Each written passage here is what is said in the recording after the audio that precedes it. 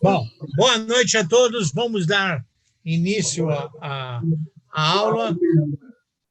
A partir de agora, nós estamos falando já com a aula desse nosso encontro, que é sobre Ora Haim HaKadosh, Rebi Haim Ben Atar. E nós estamos na Parashá. Nós vamos fazer o comentário da Parashá que leremos no próximo Shabat. Ainda não de forma solene e pública na comunidade, na sinagoga, mas leremos em nossos lares. A Parashá é a Parashá Shemini, do livro Vaikra, e lá ela se inicia, Vaikra, capítulo 9. E foi no 8º dia, Moshe chamou a Aharon e seus filhos e os anciões de Israel. Aí, Bayom Shemini. E antes de nos aprofundarmos nos escritos do Ora Haim HaKadosh, precisamos saber quando isso ocorreu. Então, na verdade, a Parashá trata do 8º dia da inauguração do Mishkan, que foi no 2º ano da saída do Egito. Nós sabemos que o Mishkan foi inaugurado em Rosh Chodesh, Nissan. Nós estamos no mês de Nissan. O Mishkan foi inaugurado em Rosh Chodesh, Nissan. Então, esse episódio que nós vamos tratar agora, e que a Parashá nos relata, ocorreu Bayom HaShemini, no 8º dia, ou seja, no 8º dia de Nissan.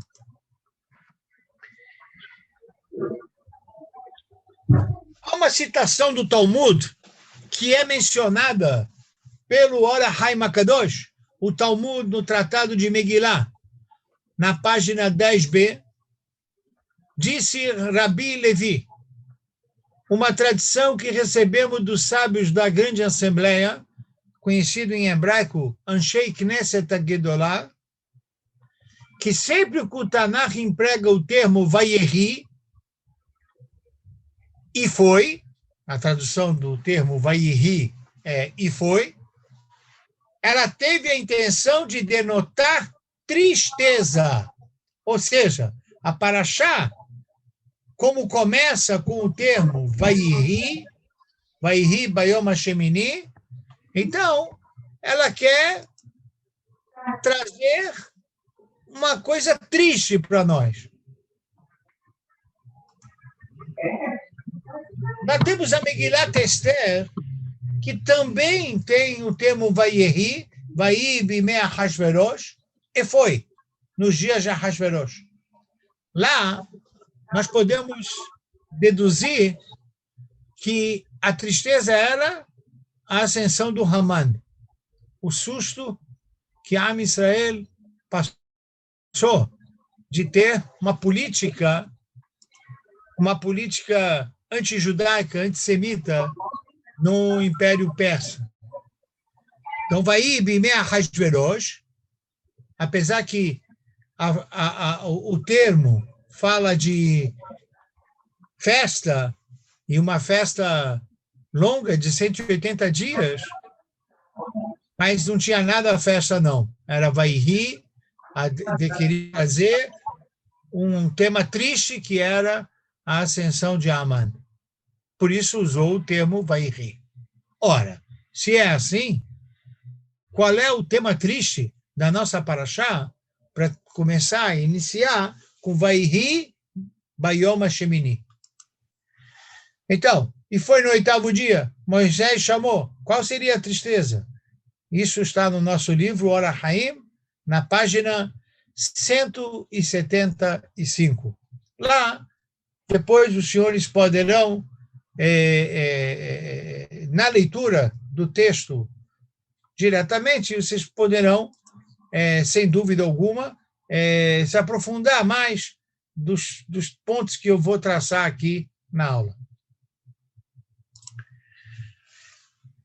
A verdade é que, de acordo com o Talmud, o mesmo citado anteriormente no Tratado de Megillah, na página 10b, Nadav e Avial filhos de Aarão morreram nesse dia. Ou seja, então qual era a tristeza? A tristeza era que Aarão perdeu 2 filhos. Não é uma simples tristeza, né? Porque não é a ordem natural, né?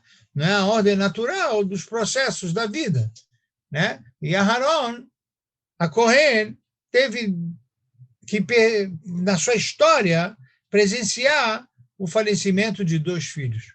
Então, como a Parashá vai citar o falecimento de Nadav e Avihu, então, usou o Tanakh, a Torá, o termo Vayehi Bayom Hashemini.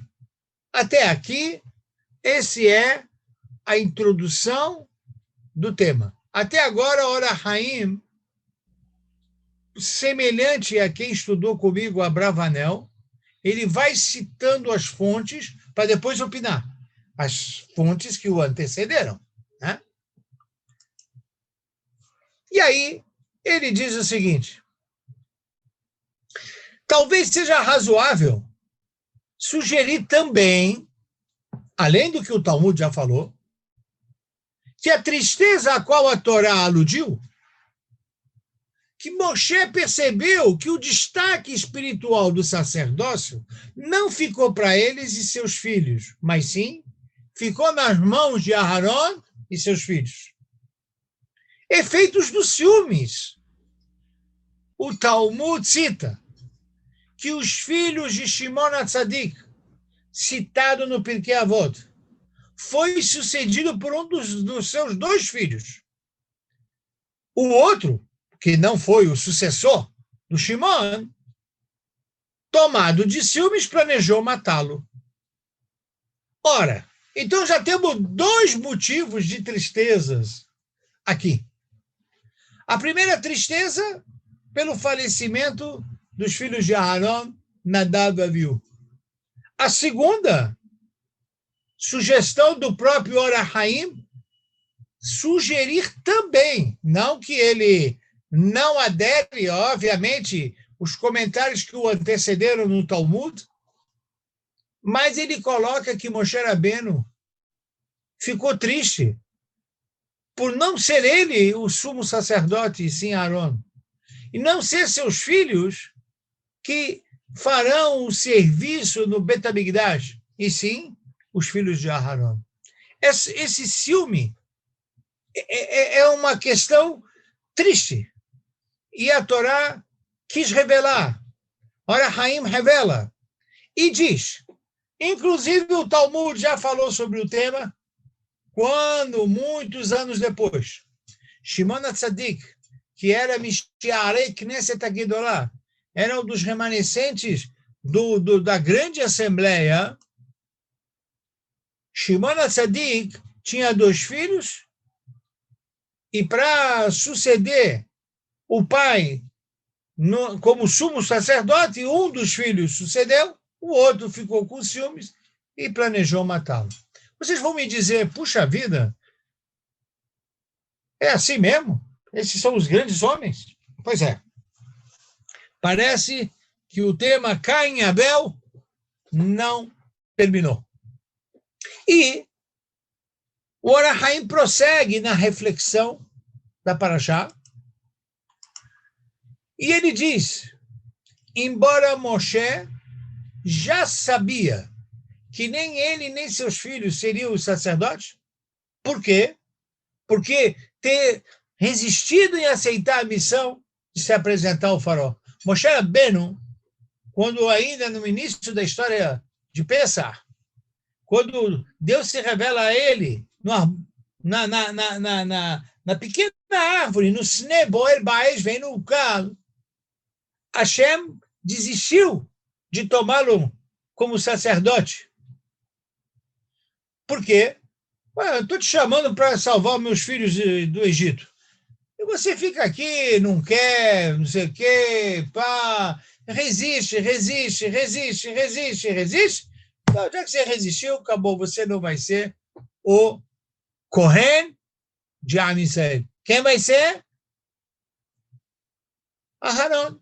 Você não defendeu tanto que não é, você não está preparado, você não é a pessoa indicada. Chegou o dia do decreto, quando inauguraram o Mishkan, e os trabalhos no Beit HaMikdash começaram, aparece Aharon e os filhos, e Moshe Rabbeinu não faz parte do serviço. Doeu. E é impressionante como nós, lendo isso, podemos ter dois tipos de comportamento. Para o leitor, nós estamos lendo, estudando, estamos agora comentando. A primeira possibilidade é dizer como Moshe Rabbeinu, o homem mais elevado, tem ciúmes? Puxa, que decepção. Pensei que só eu tinha. Mas ele também? Essa é uma possibilidade. A outra possibilidade é, puxa, se o maior de todos os homens também tem essas fraquezas, e ainda assim se tornou o maior de todos os homens, o fato de eu ter fraqueza não me impedirá de ser um grande homem. Veja, aqui tem uma mensagem que, aliás, ela não é exclusiva do Or HaHaim HaKadosh, do Rabbi Haim Ben Attar. Já vimos essa mesma ideia num grande comentarista, o Rabino Shimshon Rafael Hirsch. Ele também falou a mesma coisa. Ele falou, os nossos personagens da Torá são seres humanos, são elevadíssimos, mas possuem seus deslizes. E ainda bem, porque assim eles ficam mais próximos de você, de mim, de cada um. Dá para aguentar, dá para ir atrás do caminho da Torá, porque nós podemos, sem dúvida nenhuma, se espelhar em pessoas que também são seres humanos, como nós. Têm ciúmes.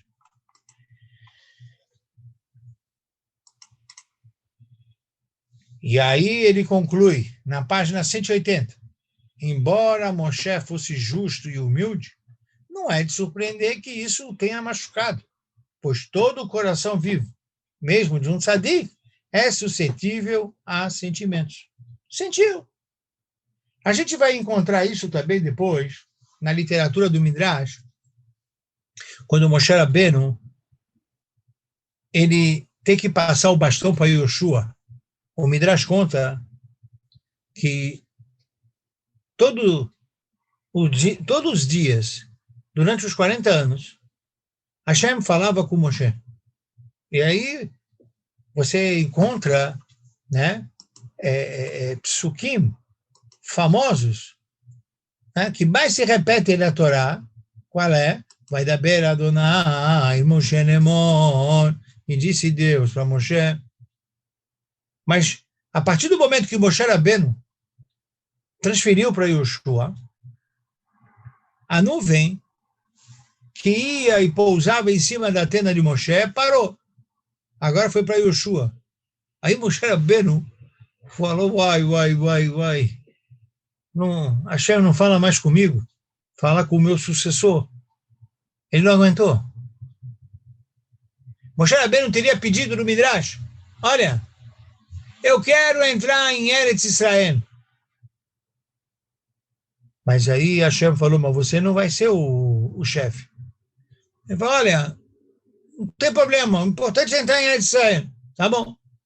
Quando ele viu, neste dia, que a nuvem não estava mais sobre a tenda dele, estava na tenda de Yoshua, ele não se aguentou. Doeu. De novo, você vê como situações humanas, sentimentais, elas ocorrem, como diz o Or HaHaim HaKadosh, Belev Haim, uma pessoa que tem coração vivo. Somos homens, somos humanos, nós temos as nossas fraquezas, de maneira que é por isso que aqui, no nosso caso da Parashá, na inauguração do Mishkan, sobre esse o tema, a Parashá começa dessa semana, Vai, Bayom HaShemini, Moshe Rabbeinu sentiu tristeza de não ser ele o Kohen Gadol, de não ser os filhos dele que estariam fazendo os serviços do templo.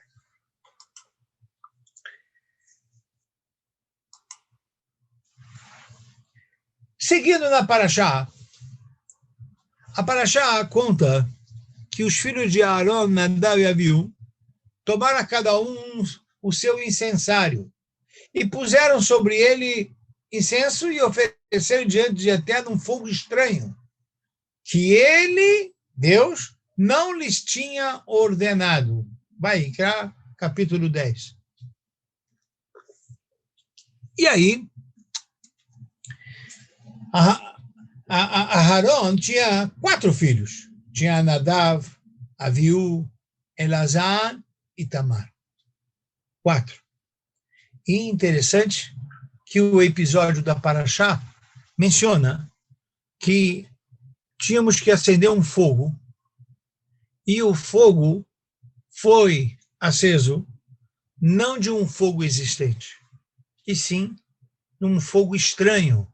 Em hebraico se fala esh-zará, um fogo externo, que não estava dentro do templo, já aceso antes, ou que caía o fogo do céu, como a gente vai ler nos próximos capítulos da Torá.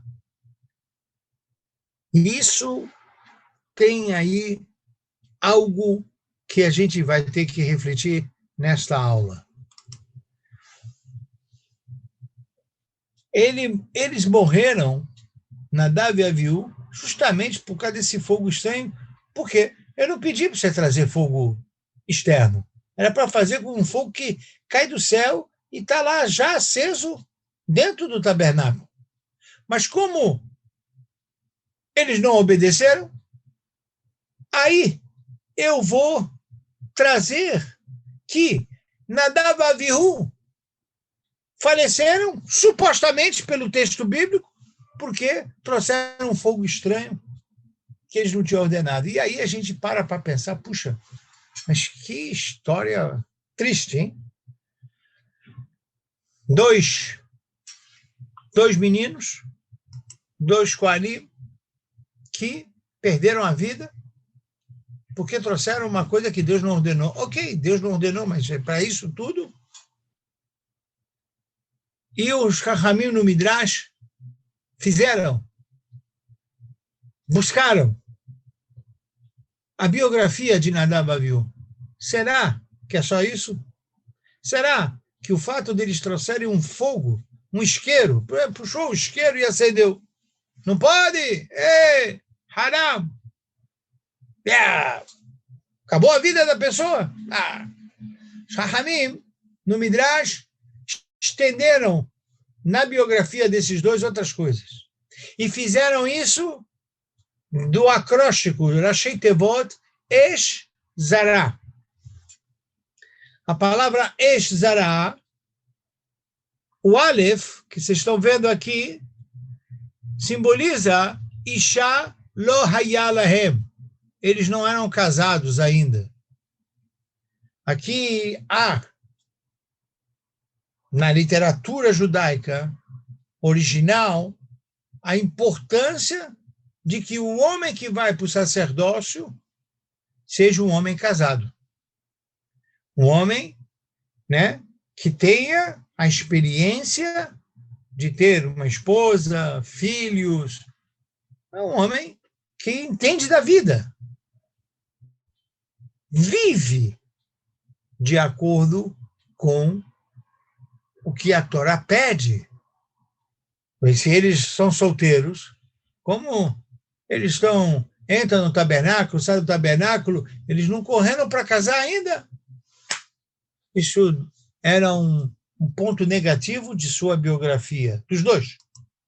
Esh, Shin. Há quem diz também no Midrash que nesse dia Nadav e Avihu entraram Shatu Yain, bêbados.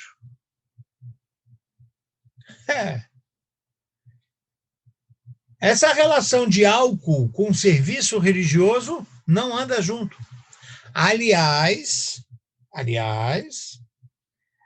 Logo depois, Hashem fala para Aharon, Yain veshecha al test.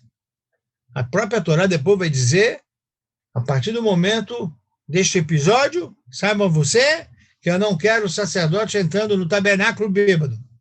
Se beber o vinho, vai dormir. Não é lugar para consumir álcool dentro do Bet HaMikdash. Shitu Yain. Esh. Solteiro. Aleph. Shin. Bêbado. Segue. Zará. Zain. Zera. Loayalaem. Ora, se eles não casaram, eles não tinham filhos. Então, a biografia de Nadav Avihu, no Midrash, começou a ficar agora apresentando quem eram esses dois rapazes. Quem eram esses dois rapazes? Esh Zara Resh Lo Rahatsu Yadayim. Não lavaram a mão. E aqui eu quero abrir um parênteses.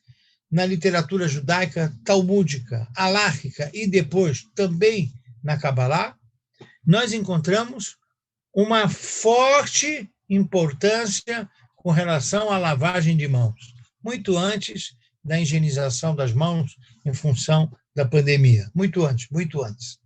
A lavagem de mão é necessária ao acordar, é necessária na higienização quando saímos do toalete, é necessária quando vamos comer, pós-comer, e necessária quando entramos no templo, quando entramos no Bet HaMikdash, ou, hoje em dia, quando entramos na sinagoga.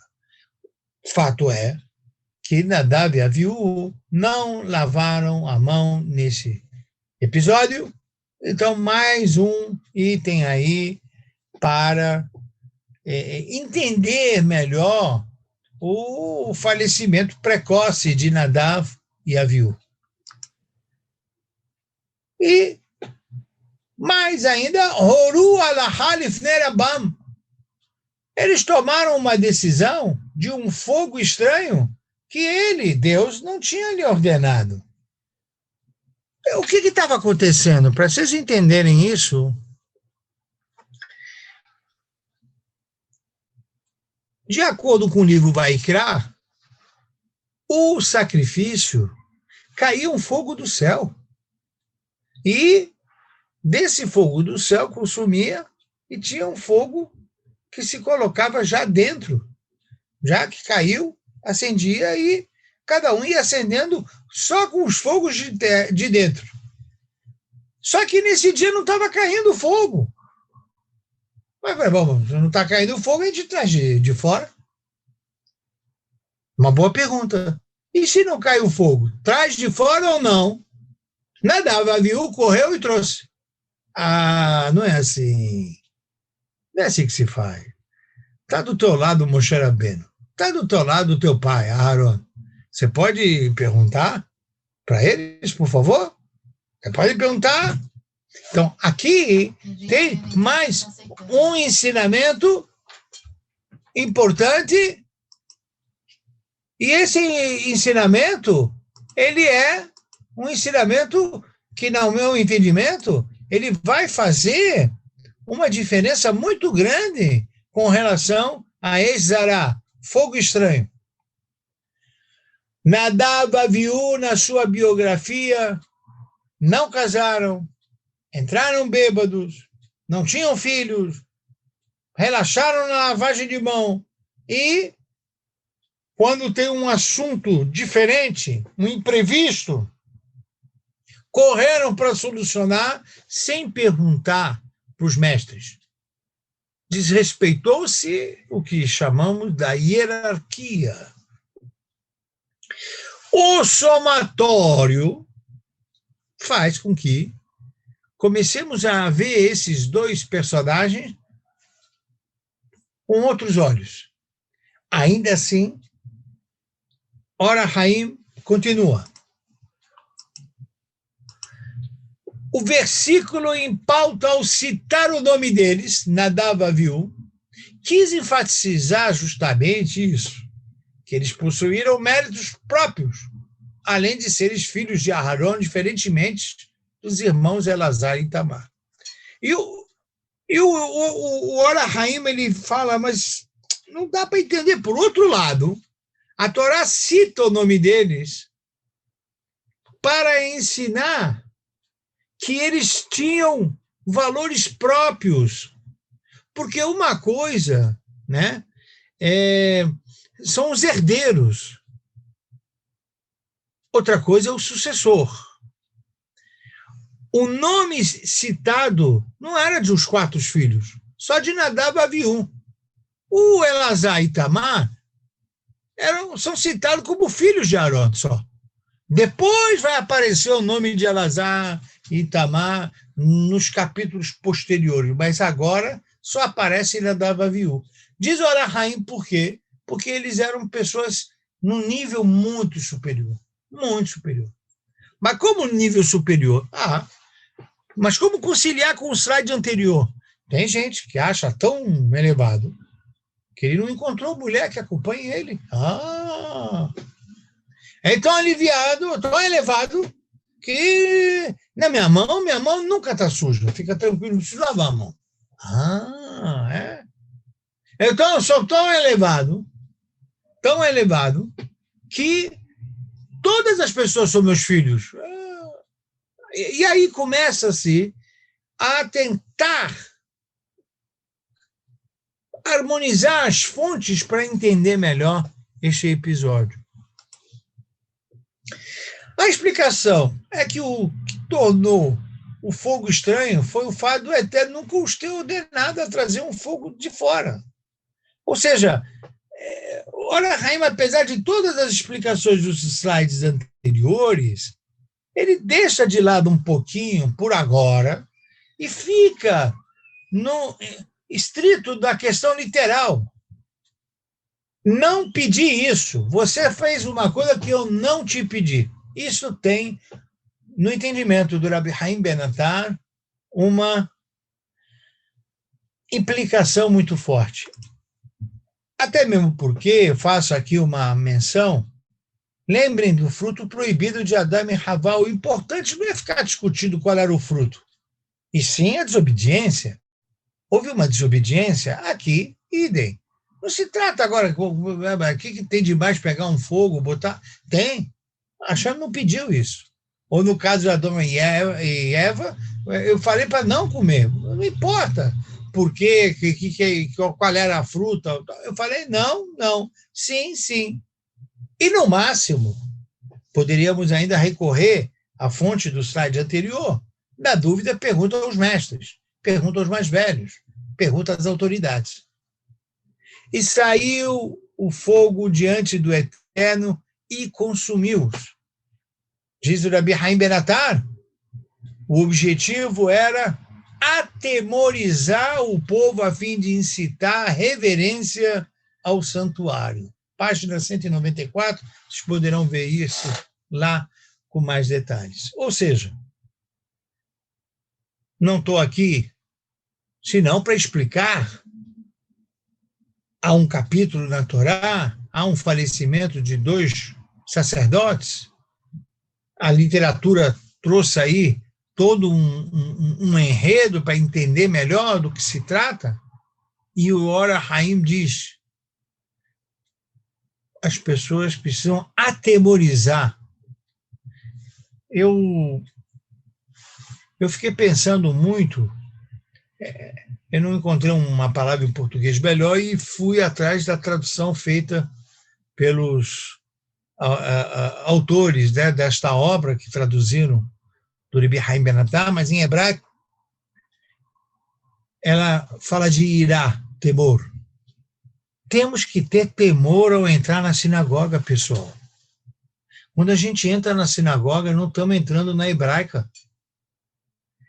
Quando entramos numa sinagoga, não estamos entrando no shopping center. Quando entramos numa sinagoga, nós estamos entrando no Makom Kadosh, no Makom, um lugar onde a presença de Deus é mais sentida. Então, nós temos que saber com que roupa vamos. Nós temos que saber que quando entramos numa sinagoga, precisa desligar celular. Não pode entrar com celular. Agora, imaginemos. Os 2 sacerdotes que entraram, com pequenas falhas, ou grandes ou pequenas, não importa, com algumas falhas. O objetivo era atemorizar o povo, a fim de incitar reverência ao santuário. Então, o que eu aprendo daqui? Eu aprendo algo, sim. Se eles eram pessoas nobres, citaram o nome deles, inclusive, e o desfecho foi esse, nós, estudantes da Sagrada Torá, quando a sinagoga reabrir, como eu vou para ela? Eu vou para ela para rezar com a roupa adequada, sem celular, sem correria para um lado e para o outro. O debate, né? O debate, né? Se leva crianças para a sinagoga, não leva crianças para a sinagoga. É um debate. Fizemos o movimento juvenil para quê? Para as crianças irem para a sinagoga brincar nos espaços apropriados para brincar dentro da sinagoga. Até quadro de futebol tem. Mas depois fizemos um andar, sala, jogo, isso, aquilo. Infelizmente, com a pandemia, fechamos tudo. Mas a ideia é que dentro da sinagoga, não fecha não. Não pode comer, pode beber. Então, há uma coisa que se chama Irat Migdash, temor ao Migdash. Entre Migdash e Tiral, está escrito na Torá isso. Temos que temer o santuário, atemorizar o povo a fim de incitar a reverência ao santuário. Vai chegar lá e falar assuntos que não condiz com o local, com o recinto. Então, pessoas que entram na sinagoga para ficar vendo, mandando WhatsApp, ficam vendo coisas da internet, não. Isso é uma falta de respeito ao santuário. Então, é um capítulo importante, no meu entendimento, com relação a todos os ensinamentos que eu posso tirar dele. E não é à toa também que esse é um capítulo que nós lemos em Yom Kippur, durante a manhã, onde tem muita gente na sinagoga, e muita gente na sinagoga precisa prestar atenção no que a Torá está falando. A Torá diz como devemos entrar e respeitar e reverenciar o santuário. Dei um pouco de descanso ao Or HaHaim, que ele já ensinou bastante para nós, e, com saudades do Rashi, trago o que ele contribui para nós nesse tema para dialogar o tema conosco. Rashi, que viveu antes do Or HaHaim Akadosh. Ele, o que eu fiz? Ele diz o seguinte, o que disse Rashi? Ele disse, Rabi Eliezer, no Midrash, disse, Nadab e Abiú decidiram algo sem consultar os mestres, Moshe e Aaron. Eu chamo isso prepotência juvenil. Diz que sabe tudo, não pergunta, ele tem a solução do mundo, ele tem a solução, nem precisa do Mashiach, se deixar a juventude decidir sozinho. E não é verdade. Quando Moshe Rabbeinu pediu licença para sair do Egito, Neemar, Bina'arenu, Biskenenu Neler. Nós vamos ir com os jovens e com os anciões. Am Israel não anda sem ancião, não vai para frente, não vai. Rabi Ishmael Opidon. Entraram embriagados no santuário. Saiba que a partir desse episódio, os Kohanim não entrarão mais alcoolizados no santuário. Comentários do Vaikra, Rashi chama a atenção de nós sobre a questão do álcool e santuário. No Shulchan Aruch, toda essa história que nós vamos ler na Parashá no próximo Shabbat, e também vamos levar os comentários do Or HaHaim, do Midrash, do Talmud, e agora do Rashi, tiveram impacto no Shulchan Aruch. Existem leis judaicas decorrentes de tudo isso que falamos. A primeira, está proibido rezar alcoolizado. Saibam vocês, se uma pessoa toma 1, 2, 3 copos de uísque, de cerveja, de vodka, de arak, e vai rezar, não pode. Assur. Tfilat toevá. Assim diz o Shulchan Aruch. Toevá. É abominável. Não pode. A Gemara, Talmud, tem que muito das religiões do passado faziam disso um serviço, né? O serviço era beber, beber, beber, beber, extravasar toda a alegria, os pedidos, etc. A Israel não vai assim para a reza. A Israel vai sereno. Vocês sabem que durante a semana devemos ir sem ter comido nada. Pode tomar café, pode tomar um chá, mas comer depois de rezar. Primeiro rezamos com humildade. Por isso que no Shabbat, né, tem que ter um horário para terminar, porque a pessoa está sem comer. Não pode jejuar em Shabbat. Eu tomei um cafezinho, sim, mas um cafezinho, daqui a pouco ele vai passar mal no Shabbat. Então, não pode comer antes de rezar.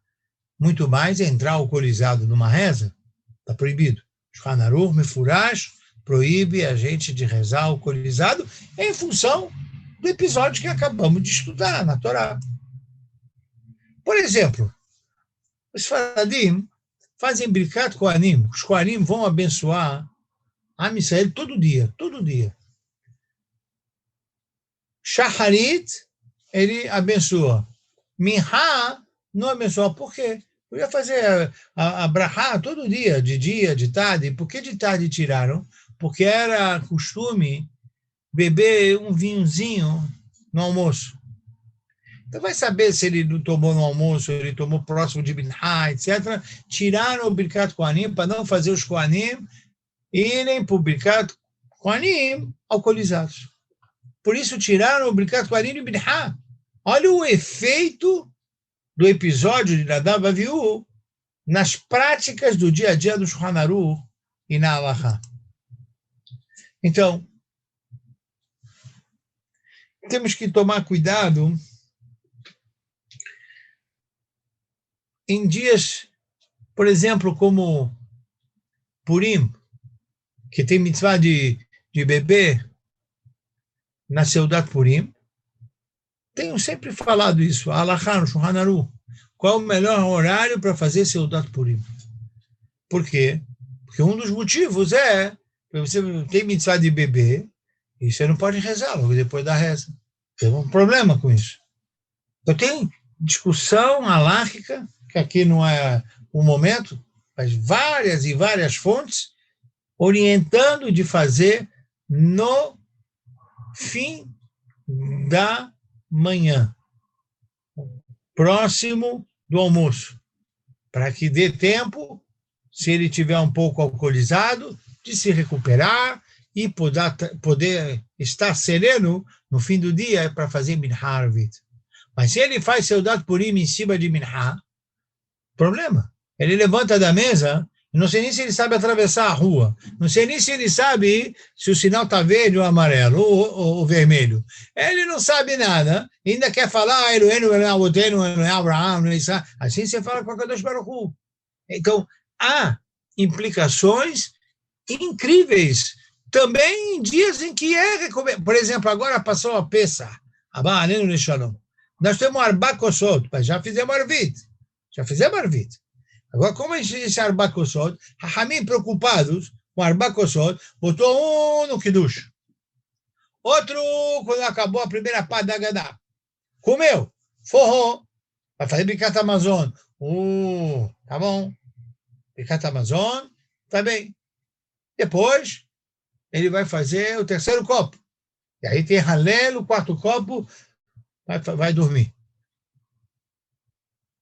Está na sua casa. Até nisso, Hachamim, também na hora de estipular o local dos arbacosot era para não ter o efeito alcoolizado, para fazer birkat neinim, brachá de alimentos, brachá de carpaz, alamatzá, maror, e depois o birkat Hamazon. Há uma discussão no Shulchan Aruch que o vinho de antes era mais forte e, portanto, o fato de tomar Rivieit, 86 ml de vinho, já era um efeito alcoólico fora do comum. O álcool era mais forte, o vinho era mais forte, etc. Hoje em dia o vinho tem muita mistura, muito aguado, etc. Mesmo assim, a gente percebe que se ele tomar fora da proporção, ele está completamente desabilitado a rezar. E termino aqui também, nesse slide, mostrando que o rodízio, havia um rodízio de tribunal no dia de Purim, não é só rezar. Um dayan, um rabino, né? Ele não pode ficar alcoolizado. Como assim? O cara alcoolizado vai atender uma pessoa, a pessoa pergunta alahá para ele, olha isso. Aí ele, mas tá ótimo, fica tranquilo. Mas achou. Então, havia um rodízio no tribunal no dia de Purim. Tinha o tribunal da manhã, esse tribunal da manhã não podia fazer Seudat Purim de manhã.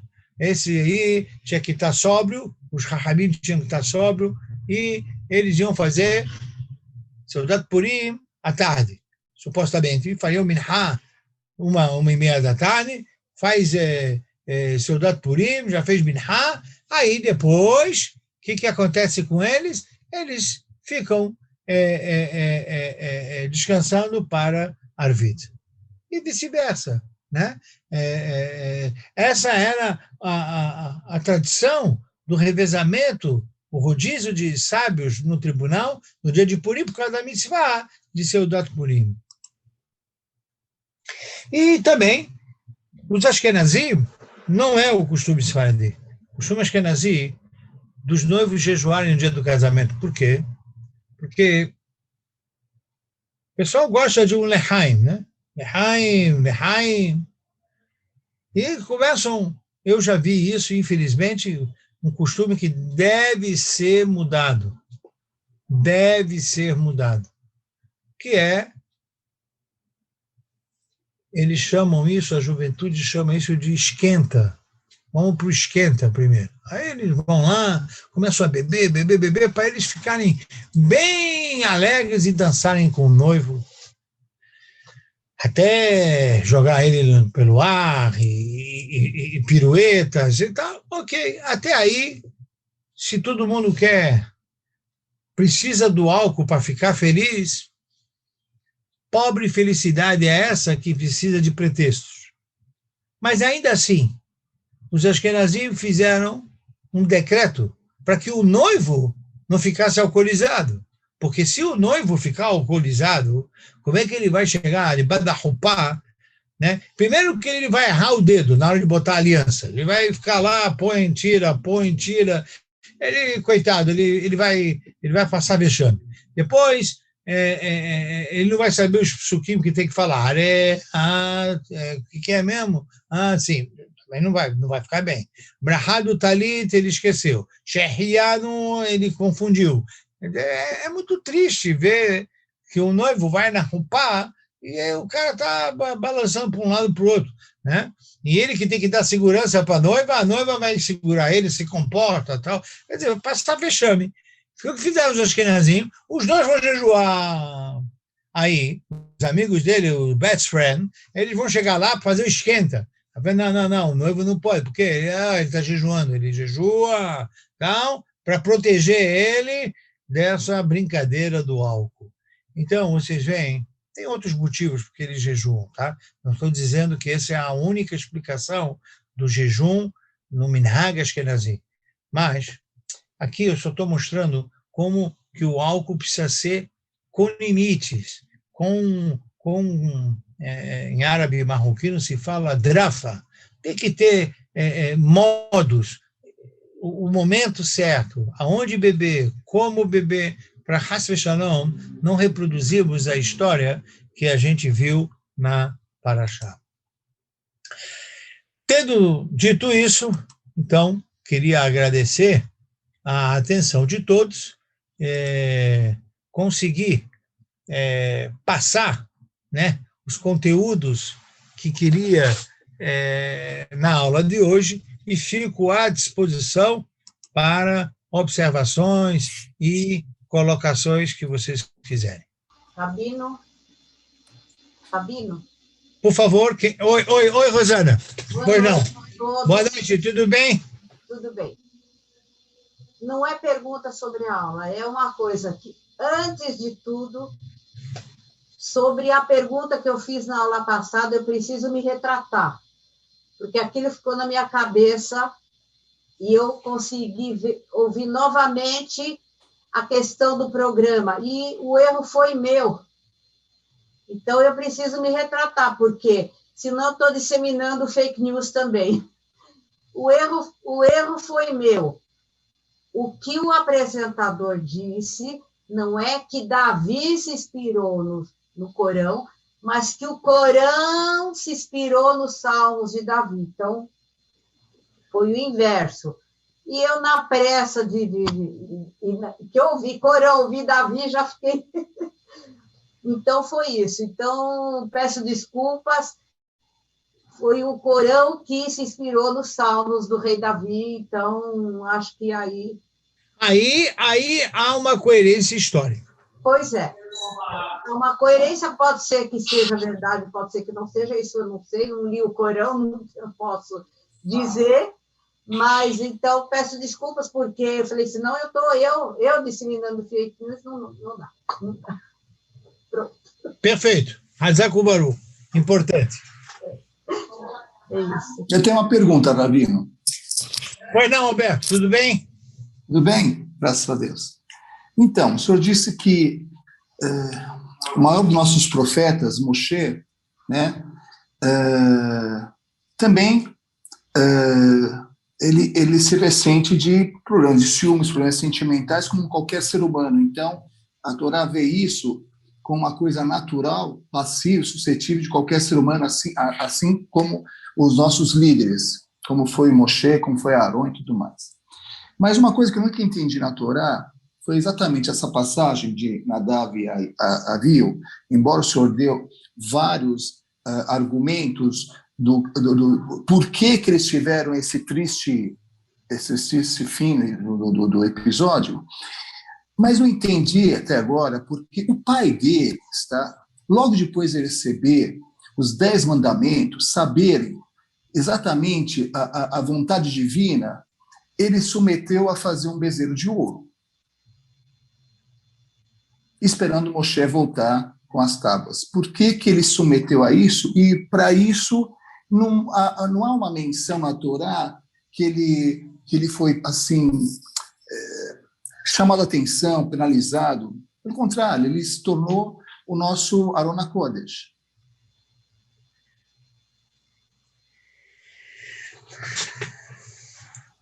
A sua pergunta é uma pergunta,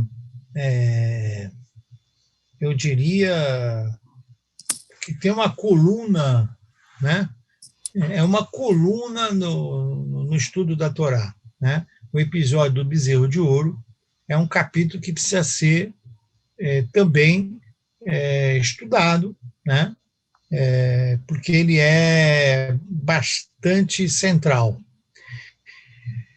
Eu vou, obviamente, fazer algumas respostas vetores, né, para a sua indagação, embora se faz necessário um aprofundamento, né? Ou seja, se a gente vai estudar Parashá, se o grupo resolve, não, Rabino, vamos continuar estudando Parashá e vamos continuar, etc., então a gente vai chegar no livro Shemot e quando chegar no capítulo do bezerro de ouro, a gente voltaríamos, né, com maior profundidade. Mas não tenho dúvida nenhuma que o Aharon HaKohen teve papel ativo nessa questão do bezerro de ouro.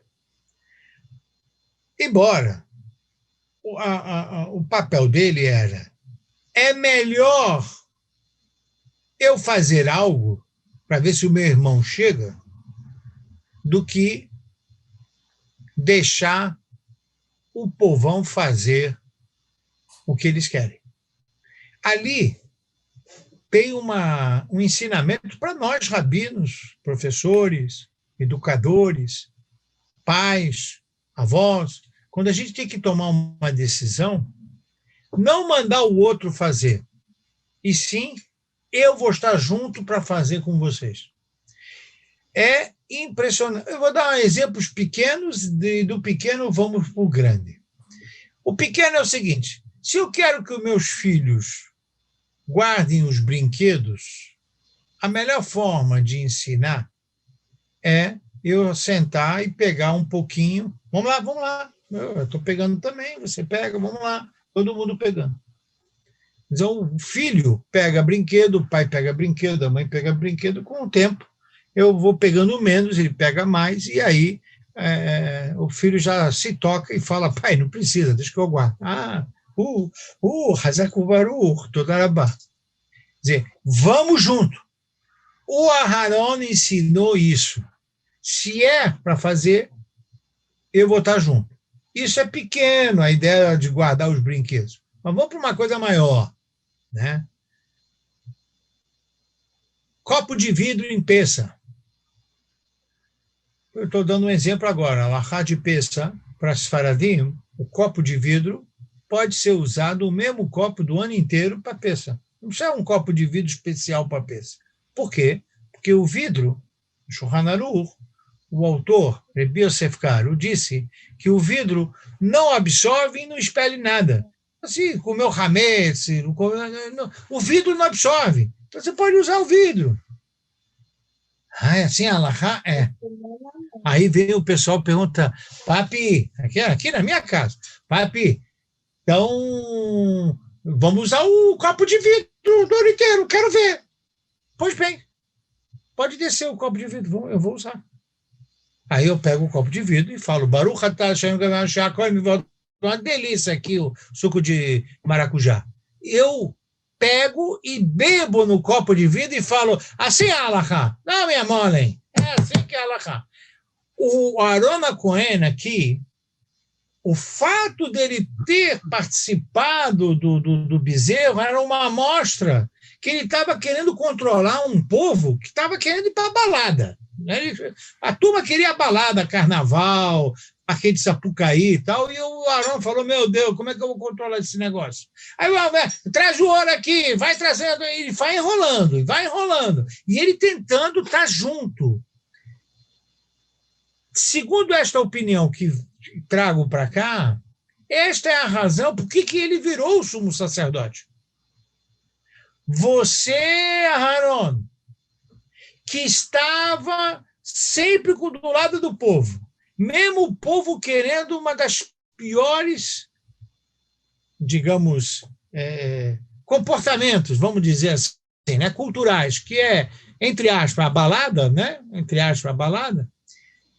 Você será o homem que vai ser o sacerdote para expiar os pecados de Israel, porque você sabe ficar junto do seu povo.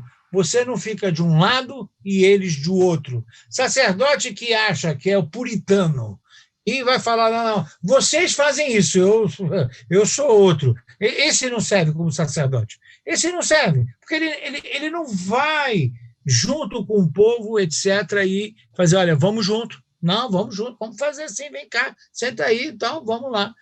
Então, eu acho que tem que olhar nessa perspectiva o Aharon, não como uma pessoa que fez a Vodazará, ele que construiu o bezerro, não. Ele esteve do lado de um povo que estava num nível, né, de exigência de comportamentos culturais muito distante da Torá que estava descendo, mas ele queria ganhar tempo, queria ver se o irmão chega, não chega, então eu vou com vocês. Para quê? Para quando viesse Moshe Rabbeinu e falasse, olha, eu estava junto. Pagou para defender o povo. Esse é um sacerdote bom. Tanto é que o Kuzari, para encerrar, o Kuzari,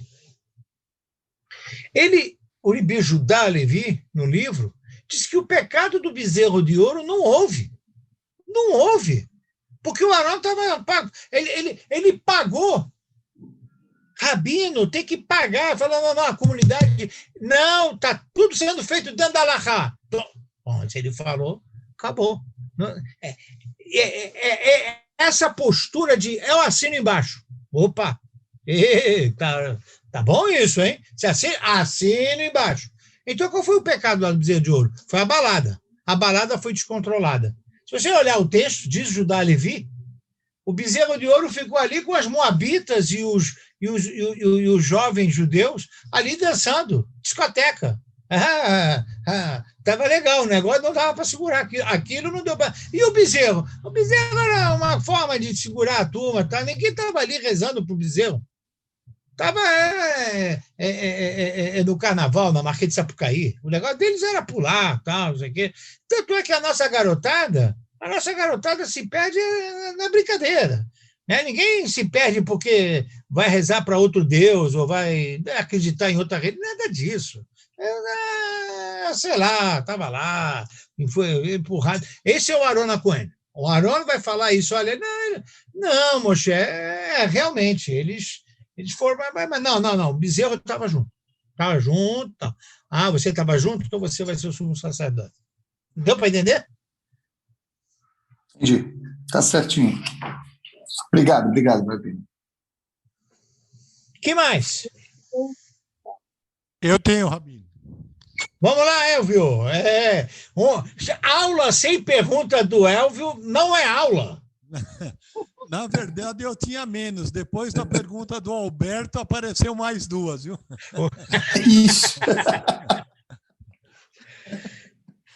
A primeira, que era só minha, antes dele perguntar, é que normalmente eu tenho um hábito no Seudat Shlishit de Shabbat, eu pego aquele livro da Torá azul grosso e leio os comentários juntos com a minha esposa dos comentários da Torá em letra menor. Tipo, faço um estudo daquilo que está acontecendo.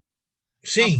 A partir do próximo Shabbat, eu estou vendo aqui o Luach aqui do Beit Chabad de Manaus aqui na minha frente, que a gente tem que passar a estudar o primeiro capítulo, porque a voto, depois o seguinte, assim sucessivamente.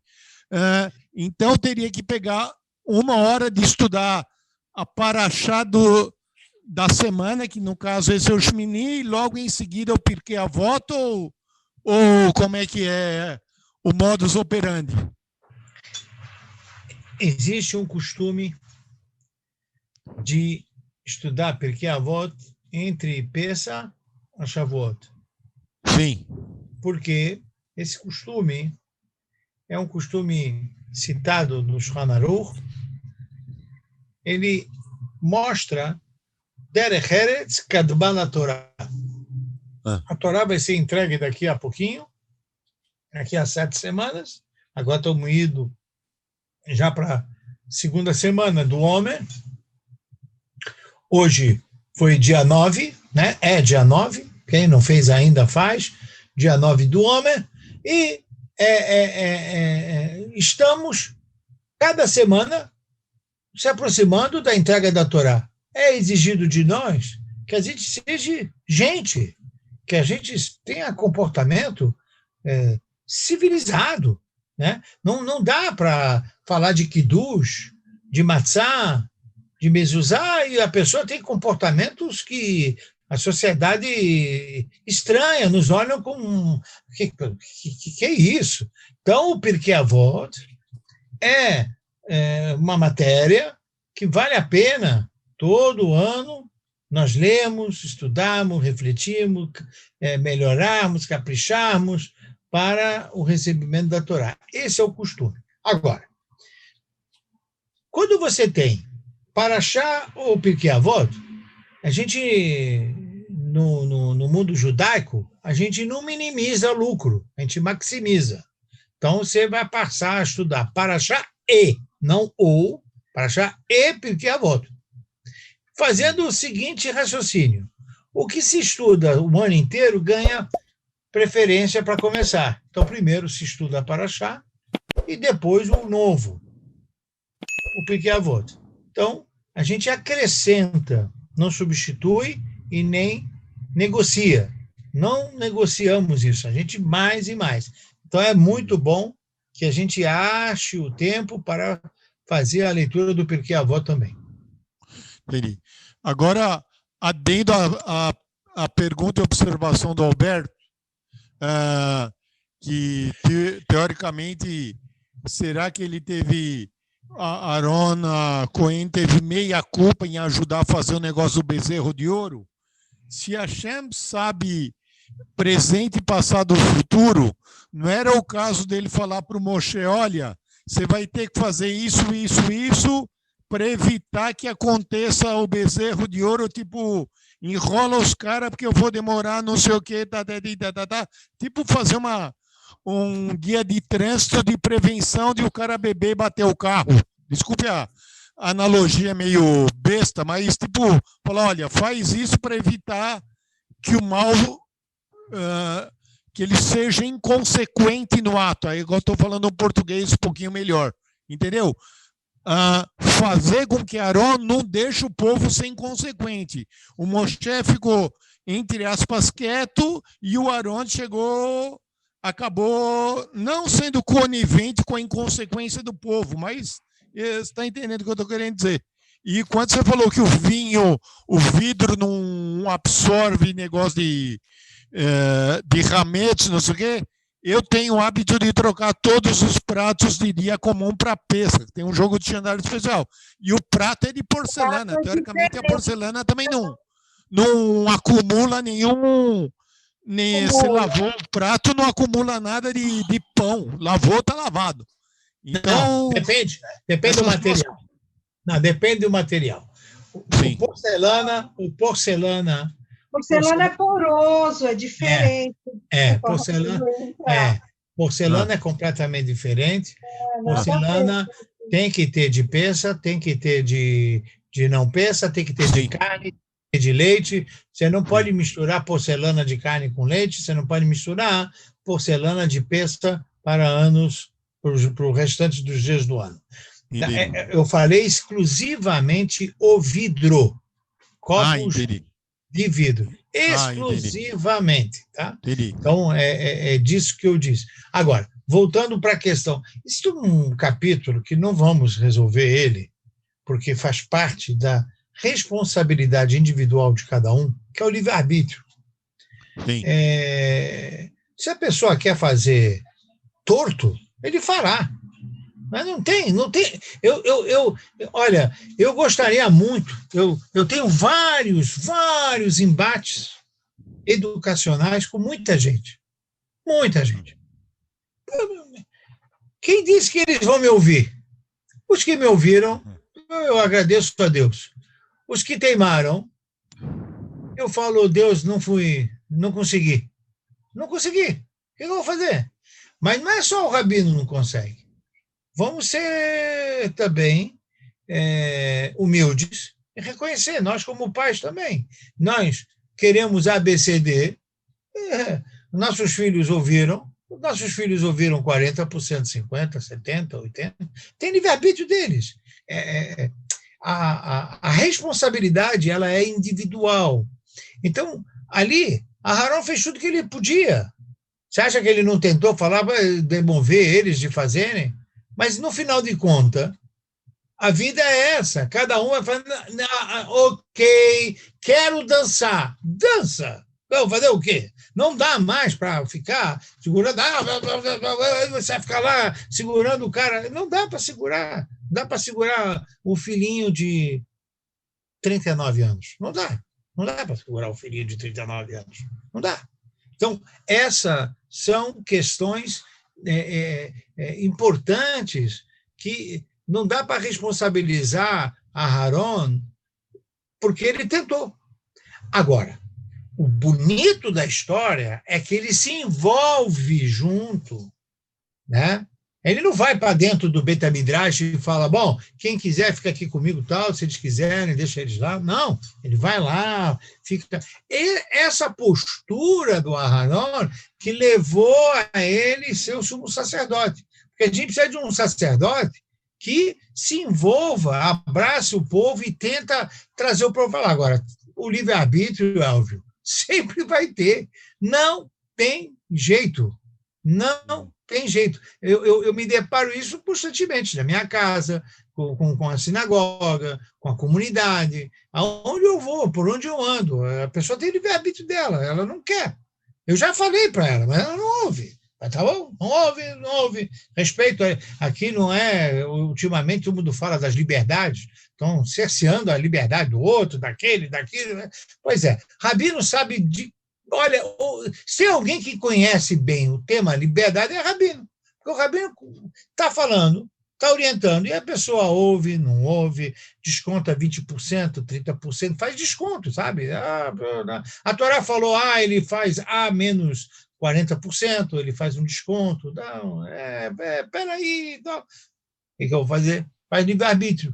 Livre-arbítrio. Não dá para você não levar sempre esse item que é inerente do homem, que é a liberdade. Ele vai ter a livre escolha sempre. A Torá cita alguma coisa que quem mais induziu a fazer isso foram os egípcios que saíram com os judeus, ou não fala nada disso, não?